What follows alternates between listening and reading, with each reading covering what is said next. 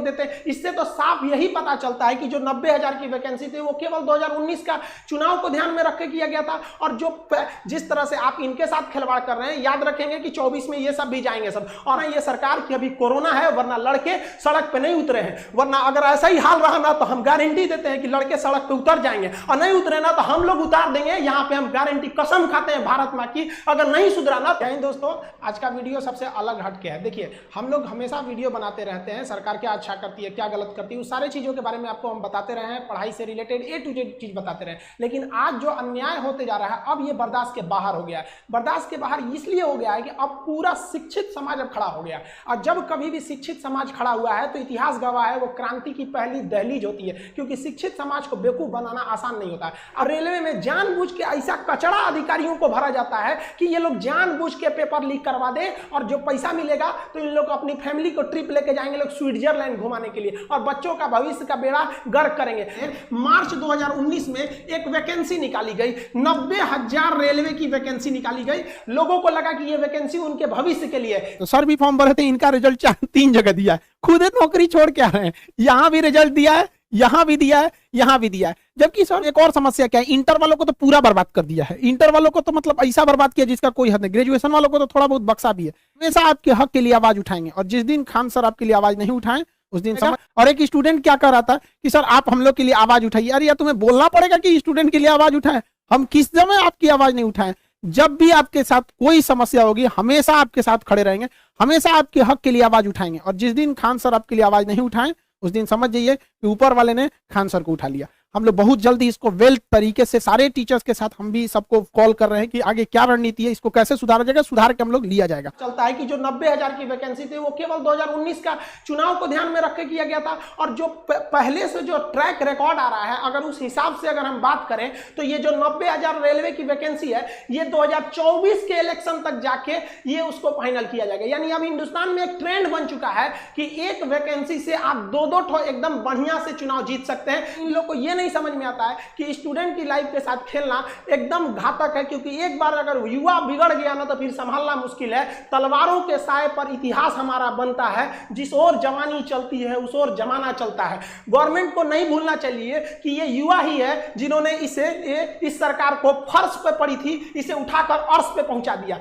लेकिन जिस दिन युवा बिगड़ेगा ना उस दिन अर्श से उठा के फिर फर्श पर फेंक देगा। टाइम नहीं लगेगा। जिसको आप धीरे धीरे देख रहे हैं, युवाओं के बीच में इतना क्यों खोल रहा है, मन क्यों खोल रहा है? क्योंकि युवा अपने आप को ठगा महसूस कर रहा है, और हमेशा पढ़े लिखे स्टूडेंट्स का ही आवाज दबाया जाता है। रीजन क्या है कि शिक्षा एक ऐसी चीज होती है ना जो आपके अंदर सवाल पूछने की क्षमता पैदा कर देती है। वो जानते हैं कि सोचरा पढ़ लिख लेगा ना तो सवाल पूछने लगेगा। अगर नौकरी हो गई तो मेरे चुनाव की रैली में कौन जाएगा? एक पढ़ा लिखा इंसान, एक नौकरी करने वाला इंसान कभी नहीं जाता है रैली उली में। क्यों? क्योंकि वो यूट्यूब पे देख लेगा क्या भाषण है, ट्विटर पे देख लेगा। इसीलिए गवर्नमेंट चाहती है भाई साहब अनपढ़ रहो लोग, हमारी अलग अलग पार्टियां, 75 पार्टी हिंदुस्तान में, ससुरा 4000 से ज्यादा पार्टियां, उनका झंडा लेके ढोते रहो। स्टूडेंट को अंडरटेकिंग नहीं लेना चाहिए कि भाई ये कुछ नहीं कर पाएगा। ये भी भाई कुछ भी कर सकता है। जिस तरह से आप इनके साथ खिलवाड़ कर रहे हैं, याद रखेंगे कि 24 में ये सब भी जाएंगे सब। और हर स्टेट वालों को कहते हैं कि भाई देखिए ये इलेक्शन का मुद्दा नहीं है, ना ही ये पॉलिटिशियन का मुद्दा है। मुद्दा ये है कि एसएससी, रेलवे, आईबीपीएस क्यों बर्बाद कर रही है।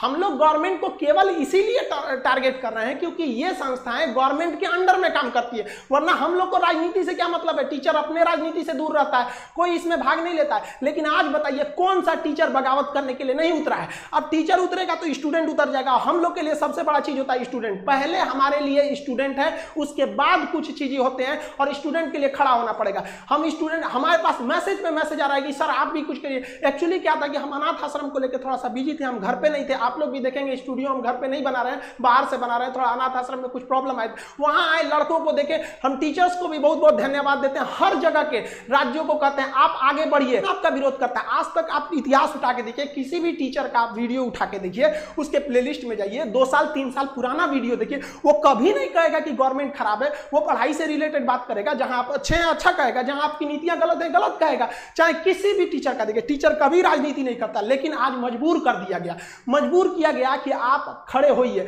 और शुक्र मनाइए सरकार की अभी कोरोना है, वरना लड़के सड़क पे नहीं उतरे हैं। वरना अगर ऐसा ही हाल रहा ना तो हम गारंटी देते हैं कि लड़के सड़क पे उतर जाएंगे, और नहीं उतरे ना तो हम लोग उतार देंगे। यहाँ पे हम गारंटी कसम खाते हैं भारत माँ की, अगर नहीं सुधरा ना तो लड़कों को उतार दिया जाएगा सड़क पर। फिर दिल्ली में जगह नहीं बचेगी लड़कों को बैठाने के लिए। दिल्ली का क्षेत्रफल उतना नहीं है जितना भारत के युवाओं हैं, उतना भर जाएंगे ना, फिर जगह नहीं बचेगी। फिर एक क्रांति आ जाएगी यहाँ पर, जिसे इतिहास में लिखा जाएगा कि एक ऐसी क्रांति थी जो भारत के युवाओं ने अपने भविष्य के लिए लिखा था। मत खेलिए, मत ललकारिए युवाओं को, वरना ये एक दिन युवा उत्पाद ये इसका सर घुमा ना तो ये अपनी हद नहीं देखता है, दुश्मन का सरहद पार कर देता है यहाँ पर। इसको प्लीज हम हाथ जोड़ के कहते हैं, इसको जल्दी से जल्दी निपटारा कीजिए।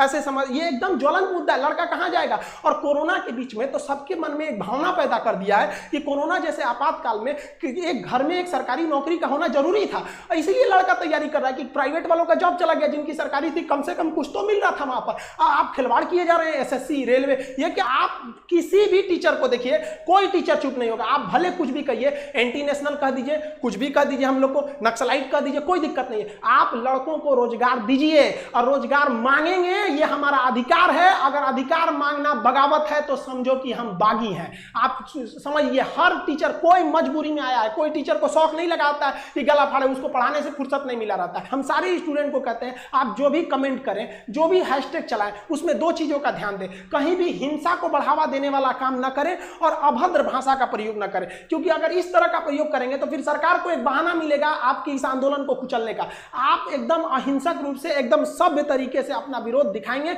और हम ये उम्मीद करते हैं कि ये गांधी का देश है, एक दिन हम जरूर जीतेंगे। रात कितनी भी बड़ी क्यों ना हो, सुबह होने से नहीं रोक सकती है। सफलता एक दिन में भले ना मिले, लेकिन एक दिन तो जरूर मिलेगी और ये विद्यार्थी अपना इतिहास अपनी हाथों से लिखेंगे। ये वादा है, अगर विद्यार्थी एक साथ जुटे तो सरकार को झुकना ही पड़ेगा। मिलेंगे नेक्स्ट वीडियो में, तब तक के लिए जय हिंद।